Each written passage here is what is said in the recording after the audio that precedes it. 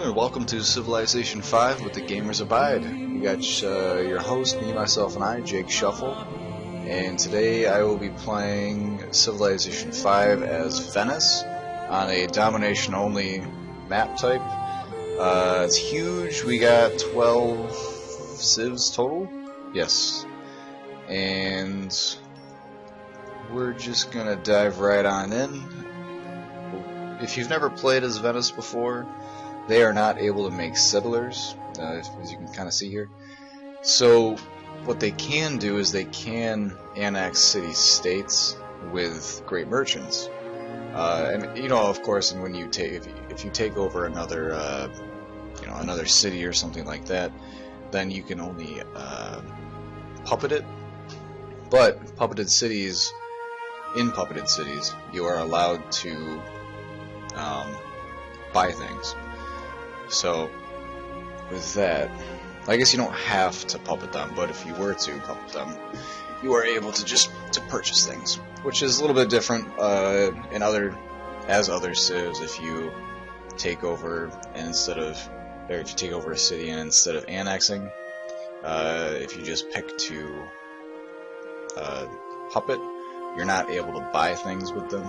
So that's one thing that's different. So let's kind of take a look at my start here. It's an alright start. I did pick legendary start. I'll confess that right now. Might as well, cheat a little if you're going to be a civ that only has one city, anyways. So you can see here I'm on a river, which is good. I got plenty of food. 4 things of bananas I can see, 3 things of pearls, which is good for money wise. I got some hills, which is good for production. Maybe some iron will show up or another strategic resource. And I'm also 2 tiles away from a mountain, which means I'll be able to build an observatory, which is very, very important if you're only having one city. Because if you're only having one city, science can be kind of a little bit more difficult. You don't really get the crazy amounts of science with Venice because they don't have any bonuses towards it. So anything else that is an addition to my science certainly helps. And see, we got a city-state right there. Oh, I didn't even catch them. Thought I would on that tile. So the great merchants that Venice produces are one of my favorite things in the whole game. And I just got really lucky and I got culture first thing off the bat. Second thing, I suppose, technically. This is my second ruins. So, I'm only going to have one city. I'm not going to annex anything, or maybe I'll puppet some stuff, if I have to, as I'm dominating, because it's, like I said, domination only. But I don't like to annex other cities when I'm Venice because, I just spend so much of the game focusing on improving my civ that I don't really care to pay attention to other ones where, they're like their placement or anything like that. So, and one of their, that's a nice tile that they're sitting on. And so the main thing, obviously, with Venice is trade. They have, double the possible trade routes. So what you kind of want to do as a long-term goal, and short-term, I suppose, too, is be able to outright buy all of your buildings, and then just completely focus your production on wonders or, other special buildings. And that's not to say that you can't, just produce buildings. That you don't have to buy everything outright. I also like to buy units. But that's kind of the goal of Venice, is to have enough income to not have to depend on always building things outright. So, because, wonders make a huge difference, and plus there's a couple of them, mainly economy based, like Oh, what's the one? Well, now I gotta look it up because it's gonna bug me. There's so much to remember in this game. Not Petra. Machu Picchu. Machu Picchu is a good one later on in the game. At the very beginning, you pretty much have to get... Not have to, that's a lie. But if you don't get the Great Lighthouse, and I've made this mistake myself, it's difficult. Like, you don't get a Great Merchant nearly as quick, at least from getting points. Now, you do get a Great Merchant from discovering, I believe it's the Classical era, not the Medieval. So you get one by default, but you know, you don't accumulate any points towards getting a second one, which is really necessary. And I, you know, like I said, I made that mistake before, so I'll try not to do that twice. But I wonder if I can just look. Oh, I'll find out when I get to the next stage, anyways. So, all right. So right now I'm building a granary. Just you know, it's necessary. I don't really care too much about religion in general, because as far as I know, you can't win from religion, but I usually just use it for like a money bonus. I like doing for every 4 followers of your religion, you get 1 gold per turn, because I'm usually a money hungry player when I do Civ.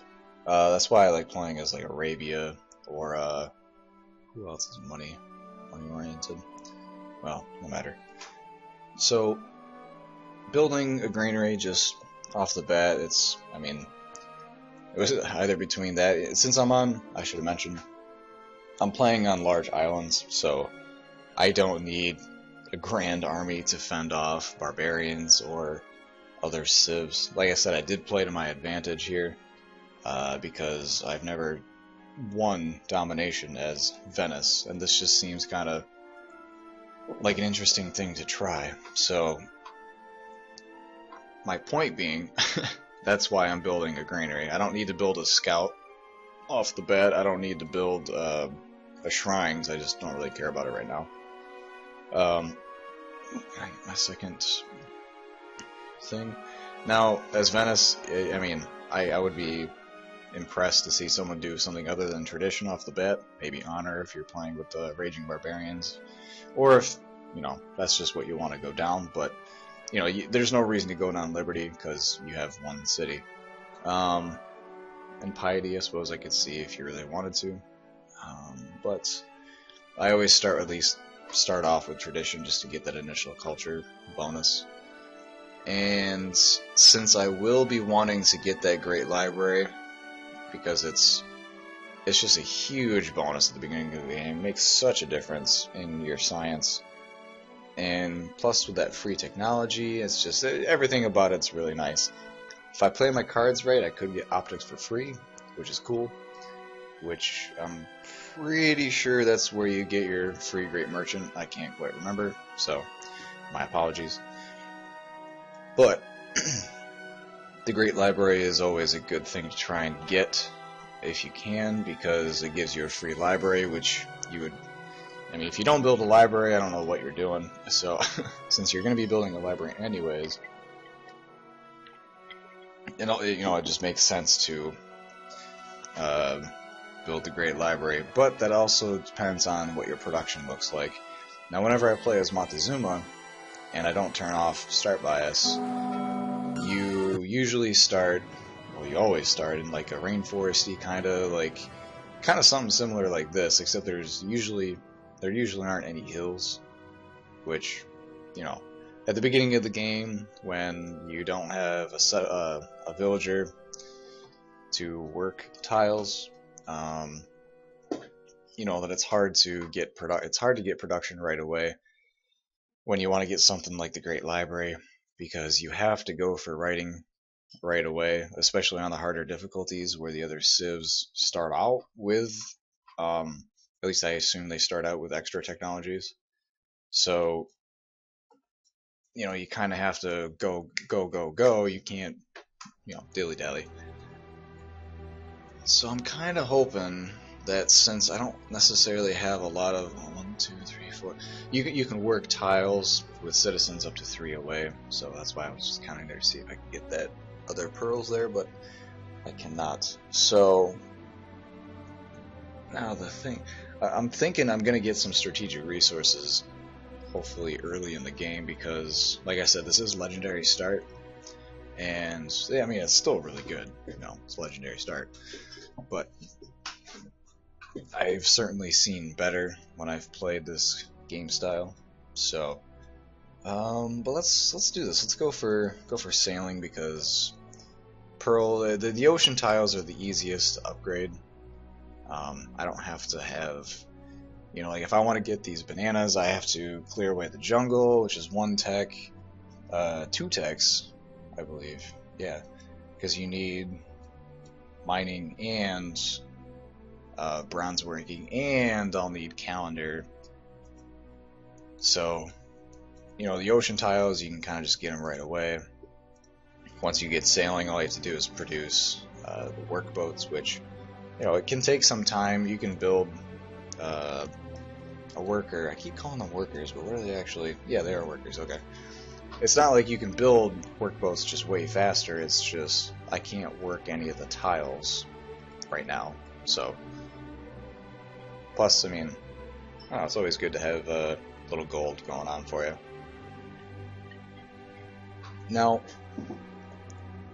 let's see.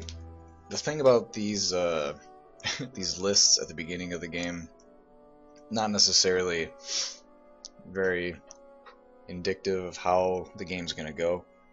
I mean, I got really lucky and I got that 20 culture bonus from the ruins at the very beginning of the game, so hence why I'm tied for first with culture, or social number of social policies. Now, when something comes up, this is what I was talking about.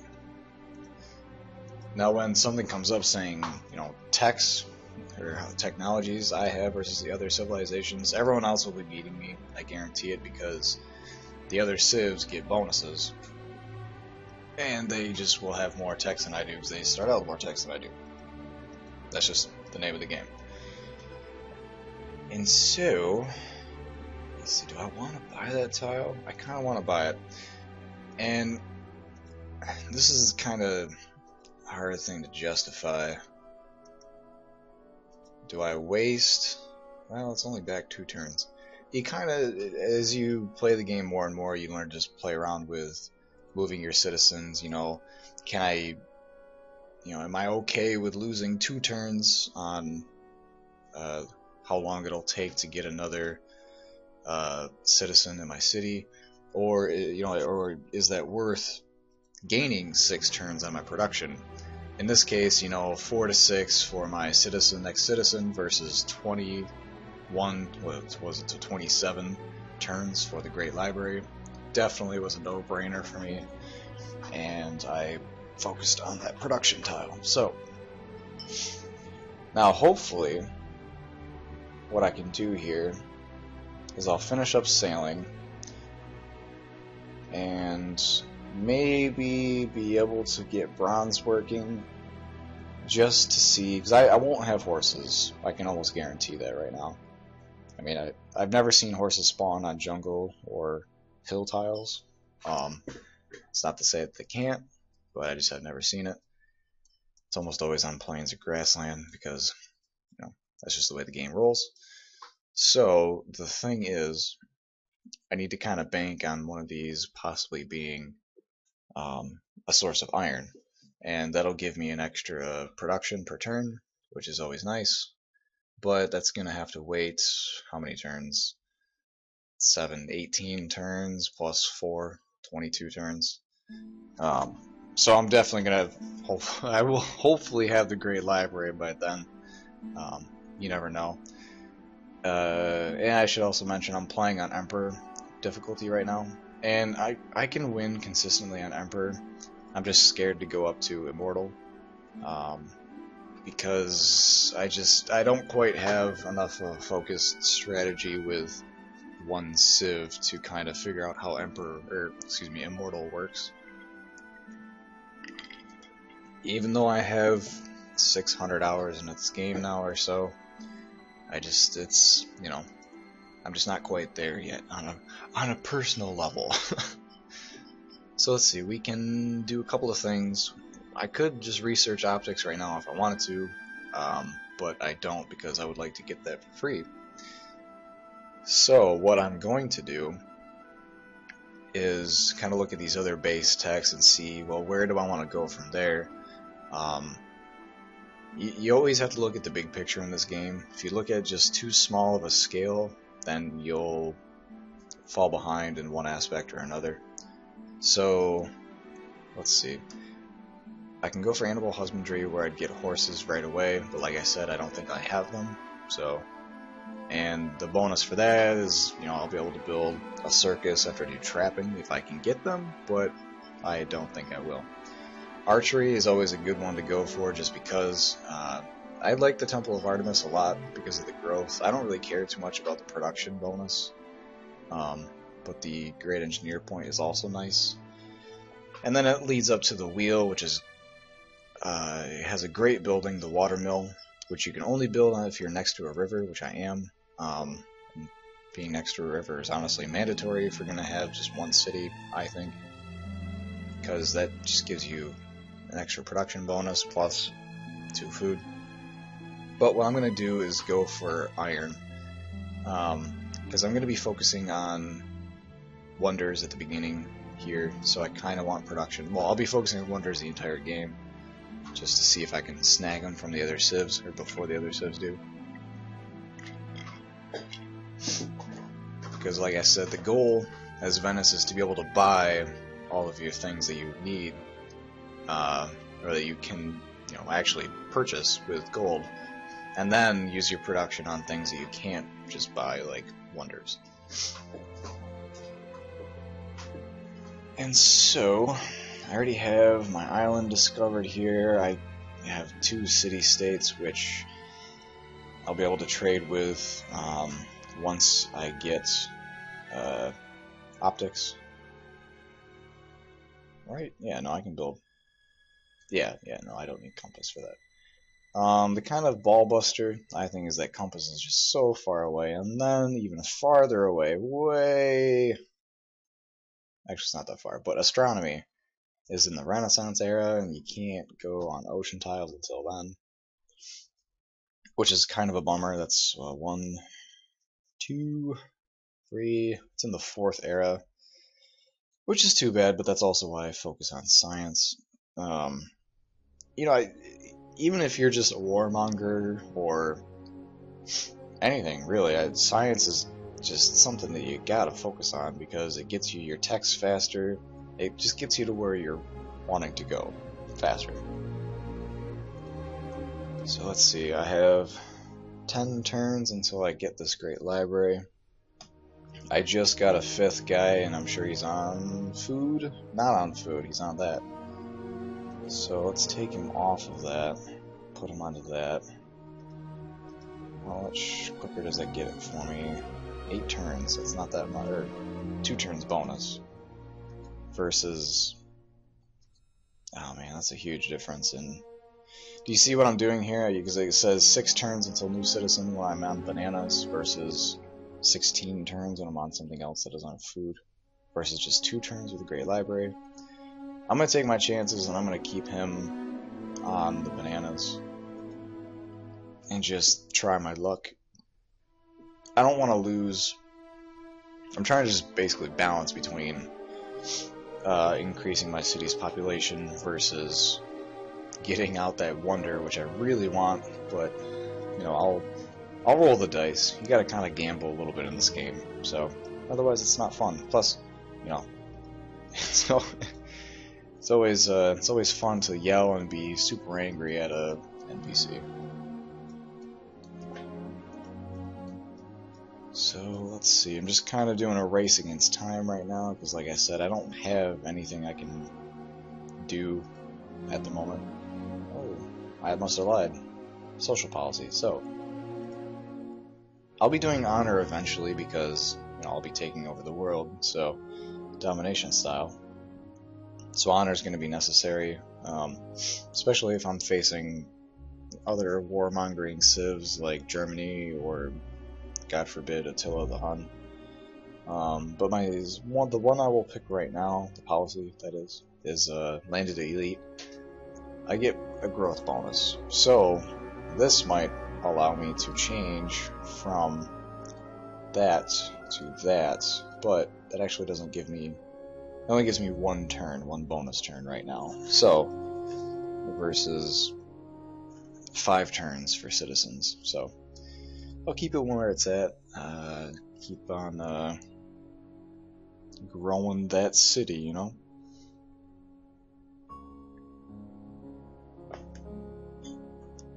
Oh man, the music in this game is just fantastic most of the time.